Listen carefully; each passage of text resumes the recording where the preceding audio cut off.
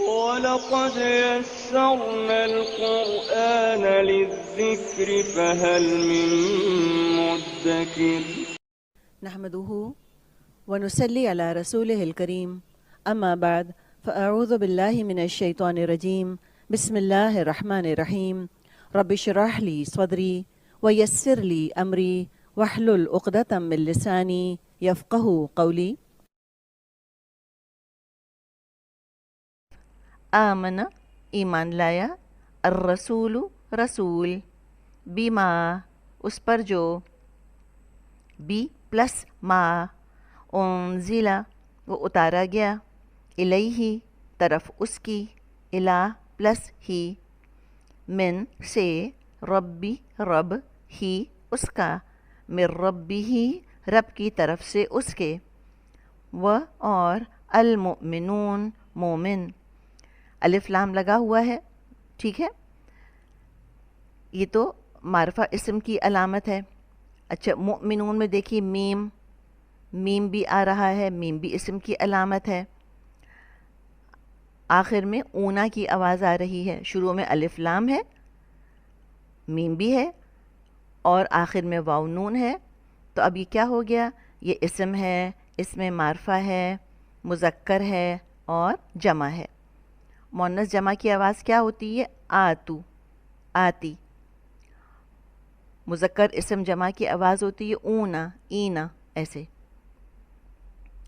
کلن سب آمنا ایمان لائے بی پر اللہ اللہ باللہ اللہ پر و اور ملائکتی فرشتوں پر ہی اس کے ملائکتی ہی و اور کتبی کتابوں پر ہی اس کی کتبی ہی کتابوں پر اس کی و اور رسولی رسولوں پر ہی اس کے رسولی ہی رسولوں پر اس کے لا نہیں نفرقو ہم تفریق کرتے نفرقو کو دیکھیے مادہ تو پتہ ہوگا آپ کو فا را قاف ہے اب نون پتہ چلا کہ مادے کا حصہ تو نہیں ہے تو پھر کیا ہے یہ فعل مضارع کی علامت ہے اور نون آتا ہے متکلم جمع فرسٹ پرسن پلورل کے لیے نفرقو اور جب یہ فرسٹ پرسن پلورل آتا ہے فعل مضارع میں تو آخر میں واو نون ہم نہیں دیکھتے واو نون نہیں آتا آخر میں بس شروع میں صرف نون آ جاتا ہے نفرقو ہم تفریق کرتے بینا درمیان احدن کسی ایک کے من سے رسولی رسولوں ہی اس کے من رسولی ہی رسولوں میں سے اس کے و اور قالو انہوں نے کہا سمعنا سنا ہم نے سین میم عین مادہ ہے و اور اطعنا اطاعت کی ہم نے طا واو عین مادہ ہے غفرانہ بخشش ک تیری غین فارا مادہ ہے غفرانہ کا بخشش تیری رب اے رب نا ہمارے ربنا و اور الیکا طرف تیری الا پلس ک المصیر انجام ہے صاد یا را مادہ ہے مصیر الیک المصیر نحمده ونصلي على رسوله الكريم اما بعد فاعوذ بالله من الشيطان الرجيم بسم الله الرحمن الرحيم رب اشرح لي صدري ويسر لي امري واحلل عقدة من لساني يفقهوا قولي رب يسر ولا تعسر وتمم بالخير اللهم إني أسألك علما نافعا ورزقا طيبا وعملا متقبلا يا مقلب القلوب ثبت قلبي على دينك آمین یا رب العالمین۔ السلام علیکم ورحمۃ اللہ وبرکاتہ۔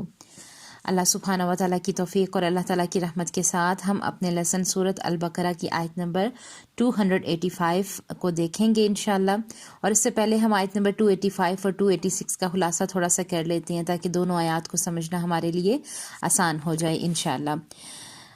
جیسا کہ پورا قرآن اللہ سبحانہ و تعالیٰ کی رحمت ہے اس زمین کے اوپر اور آسمان کے نیچے جو اللہ کی سب سے بڑی نعمت ہے وہ یہ قرآن ہے جو کہ میرے اور آپ کے ہاتھ میں ہے الحمدللہ۔ آج کی آیات بہت خاص ہیں۔ قرآن مجید میں 6666 آیات ہیں، جن میں سے 6664 جو آیات ہیں وہ زمین پر اتریں، اور یہ 2 آیات اللہ کے نبی صلی اللہ علیہ وآلہ وسلم کو تحفے کے طور پر معراج کے وقت آسمان پر دی گئیں۔ اللہ تعالیٰ کے نبی اللہ کے پاس تشریف لے گئے تھے۔ اللہ تعالیٰ نے اپنے مہمان کو یہ 2 خاص آیات اور کچھ اور چیزیں عطا فرمائیں، اور گھر آئے مہمان کو خالی ہاتھ نہیں بھیجا جاتا۔ اور معراج بلندی کی علامت ہوتی ہے۔ رسولوں اور نبیوں کو تو اللہ تعالیٰ نے بلند مرتبہ عطا فرمایا ہوتا ہے۔ اللہ تعالیٰ نے یہ آیات امتوں کو عطا فرمائیں کہ وہ یہ پڑھ کر اپنے درجات کو بلند کر سکیں۔ اللہ تعالیٰ کے نبی صلی اللہ علیہ وآلہ وسلم کا فرمان ہے کہ یہ 2 آیات جنت کے خزانوں میں سے ہیں۔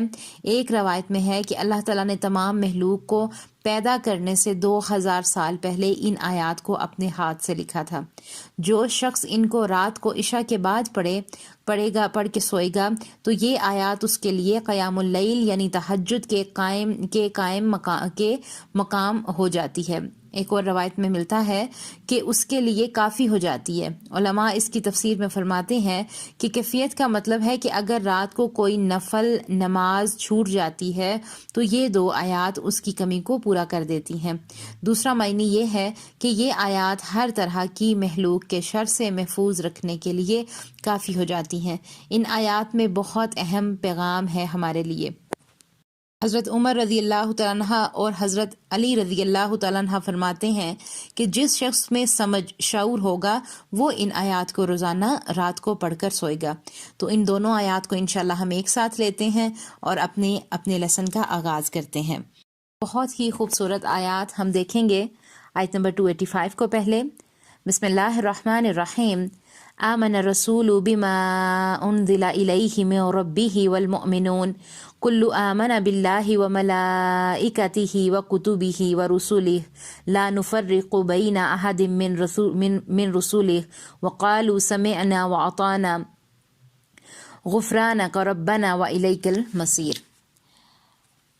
اللہ تعالیٰ فرماتے ہیں کہ رسول ایمان لایا اس چیز پر جو اس کی طرف اللہ کی جانب سے اتری، اور مومن بھی ایمان لائے۔ یہ سب اللہ اور اس کے فرشتوں پر اور اس کی کتابوں پر اور اس کے رسولوں پر ایمان لائے۔ اس کے رسولوں میں سے کسی میں ہم تفریق نہیں کرتے۔ انہوں نے کہہ دیا کہ ہم نے سنا اور اطاعت کی، ہم تیری بخشش طلب کرتے ہیں، اے ہمارے رب، اور ہمیں تیری ہی طرف لوٹنا ہے۔ یہاں پر دیکھیں کہ ایک انسان کی عاجزی کی انتہا ہے۔ اللہ تعالیٰ نے سورہ البقرہ میں بہت سے احکامات دیے، کچھ کا تعلق اعتقاد عقیدے سے تھا اور کچھ کا عبادات سے تھا، کچھ کا معاملات سے، کچھ کا اخلاق سے، اور کچھ معاشرت کے بارے میں، حتیٰ کہ نکاح اور طلاق کے احکامات کے بارے میں بھی تفصیل تھی۔ اب اس آیت میں واضح ہوتا ہے کہ وہ سب کرنے کی توفیق کس کو ملے گی؟ جو سمینا کے بعد وہ اطاعنا کہے گا۔ اللہ تعالیٰ کی شریعت سب کے لیے ایک ہوتی ہے، امیر اور غریب سب کے لیے ایک قانون، لیڈر اور عام انسان سب کے لیے ایک اصول۔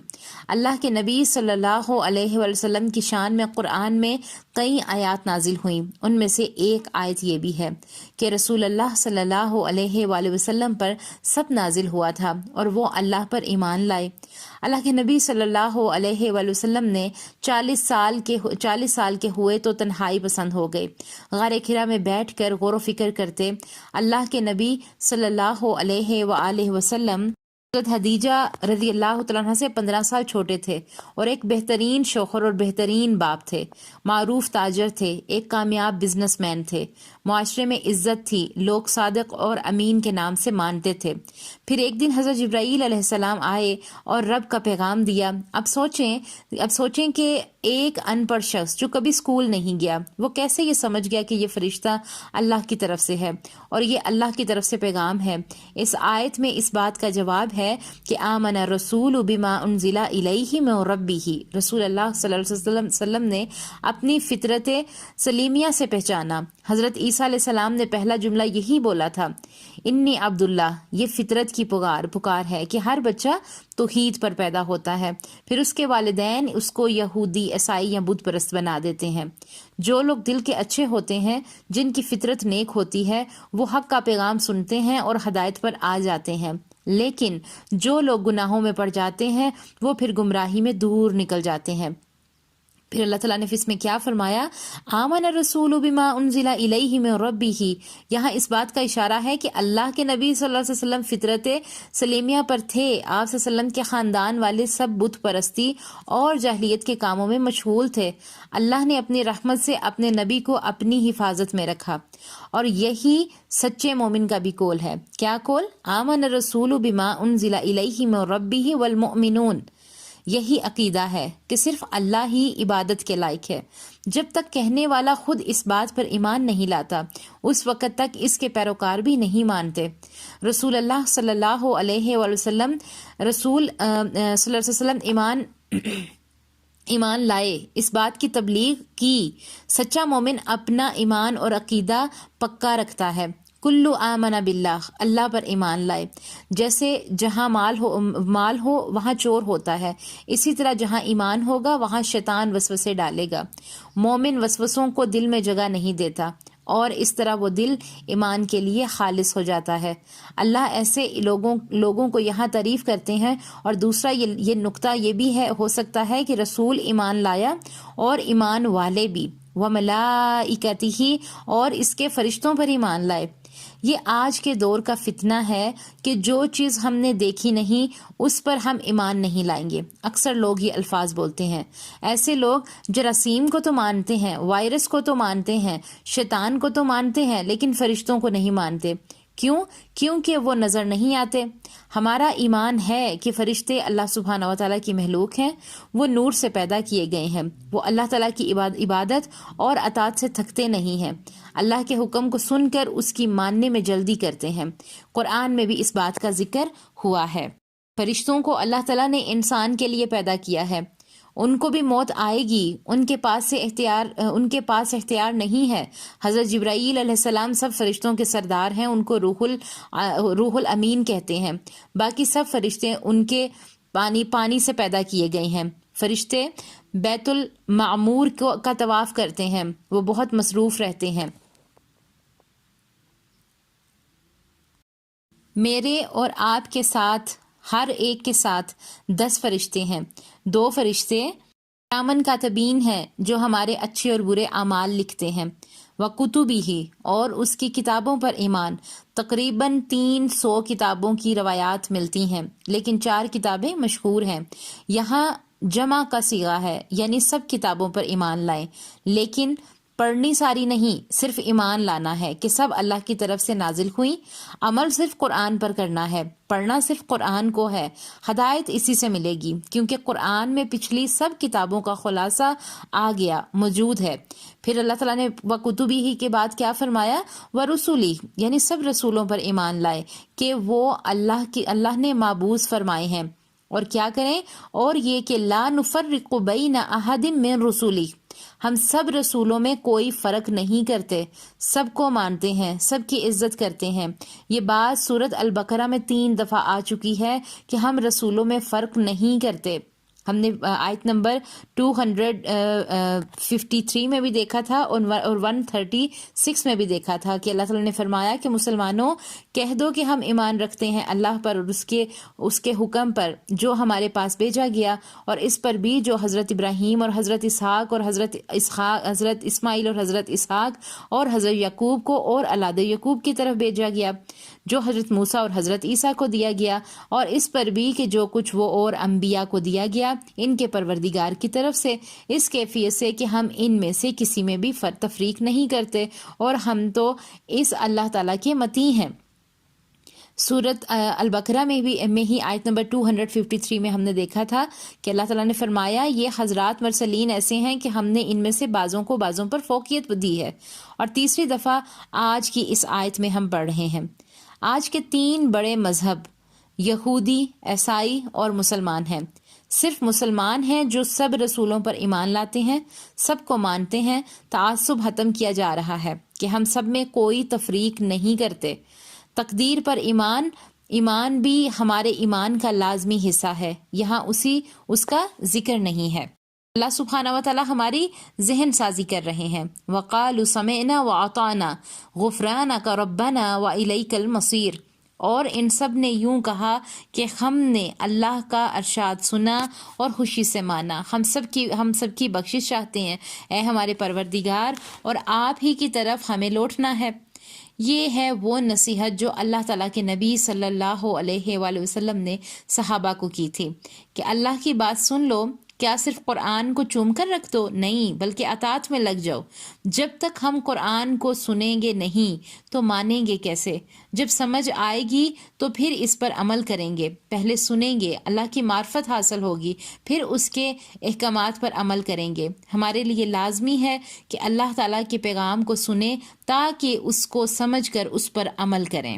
اللہ تعالیٰ سے دعا ہے کہ اللہ سبحانہ و تعالیٰ ہمیں اس آیت کی روشنی میں غور و فکر کرنے والا بنائیں، اسے روزانہ پڑھنے والا بنائیں اور اس پر عمل کرنے والا بنائیں، اور انشاءاللہ اس کے ساتھ ہی ہم آیت نمبر 286 کو لیں گے۔ تب اور اس کے ساتھ ہی ہم یہ بھی دعا کرتے ہیں کہ اللہ سبحانہ و تعالی ہمیں باعمل مسلمان بنائیں، ہمیں بہترین سیکھ کر سکھانے والوں میں بنائیں، لیکن سکھانے سے پہلے ہم نے کوششیں کرنی ہے کہ ہم نے خود ان تمام چیزوں پر غور و فکر کرنا ہے، کیونکہ ابھی ہم اس مرحلے میں نہیں ہیں، ابھی تو ہم بچے ہیں، ابھی تو ہم سیکھنے کے مراحل میں ہیں، اس لیے کوششیں کرنی ہیں کہ ہم نے سیکھنا ہے، غور و فکر کرنی ہے، تدبر کرنا ہے، اور اللہ تعالیٰ سے دعا ہے کہ اللہ سبحانہ و تعالیٰ اسے ہمارے لیے آسان کر دیں۔